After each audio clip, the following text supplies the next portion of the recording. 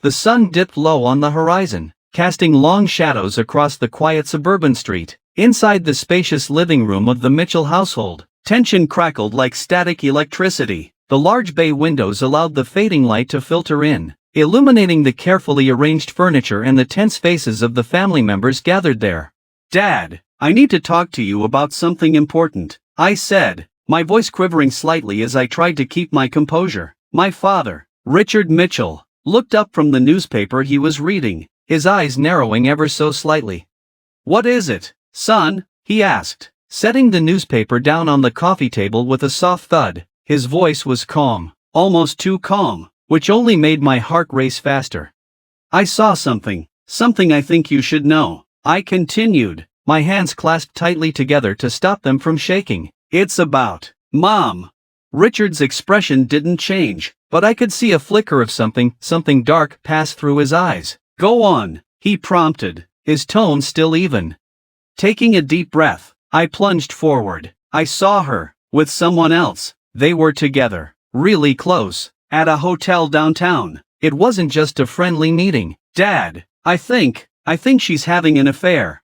For a moment, there was silence. The ticking of the grandfather clock in the corner seemed unnaturally loud, punctuating the weight of my words. Finally, Richard spoke, his voice barely above a whisper. "You think, or you know?" "I know," I replied firmly, though my stomach churned with anxiety. "I saw them clearly. It was definitely her."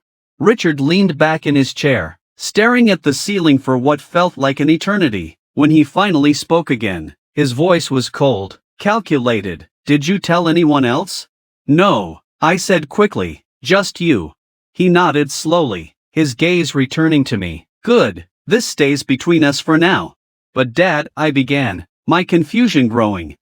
"Enough," he interrupted, raising a hand to silence me. "I appreciate your honesty, son, but this is something I've already been dealing with. Your stepmother, she thinks she's smarter than me, thinks I don't notice her little games."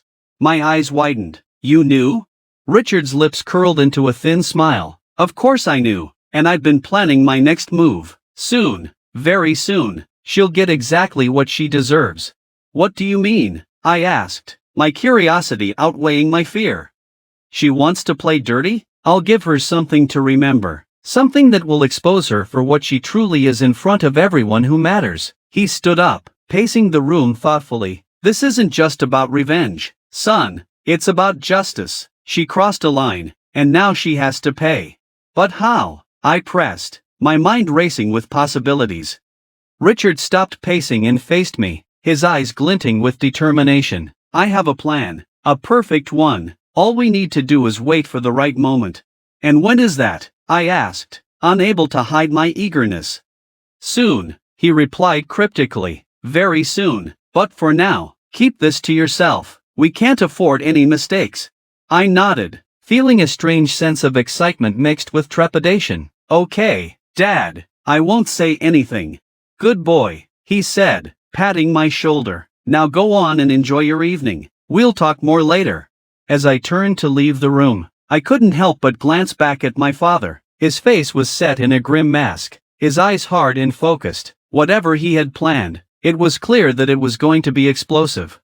The following days passed in a blur. There was an undercurrent of anticipation in the house, a tension that everyone seemed to feel but no one dared to speak of. Richard remained tight-lipped, giving nothing away, while my stepmother, Catherine, went about her usual routine, completely unaware of the storm brewing around her. Then, one fateful evening, as the family gathered for dinner, the doorbell rang. Richard glanced at me, a slow smile spreading across his face. "Time to begin," he said softly. I followed him to the door, my heart pounding in my chest. When Richard opened it, I gasped. Standing there was a man I recognized all too well, the same man I had seen with my stepmother at the hotel. "Ah, Mr. Thompson," Richard said smoothly, stepping aside to let the man in. "Please, come in, we've been expecting you." Mr. Thompson entered hesitantly, his eyes darting nervously around the room. "Thank you for having me, Mr. Mitchell," he murmured, his voice barely audible. Richard closed the door behind him and turned to face the dining room, where Catherine was setting the table. "Catherine, darling," he called out, his voice dripping with false sweetness. "We have a guest." Catherine looked up, her expression turning from confusion to shock as she saw Mr. Thompson standing by the door. What is he doing here?" she stammered, her face paling. "Why don't you ask him yourself?" Richard suggested, his smile growing wider.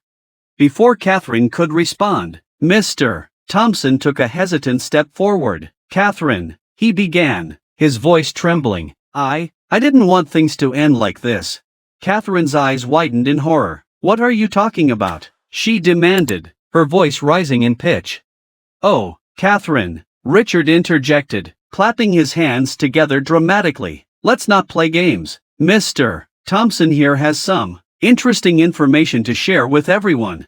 "No!" Catherine screamed, lunging towards Mr. Thompson. You promised you wouldn't say anything."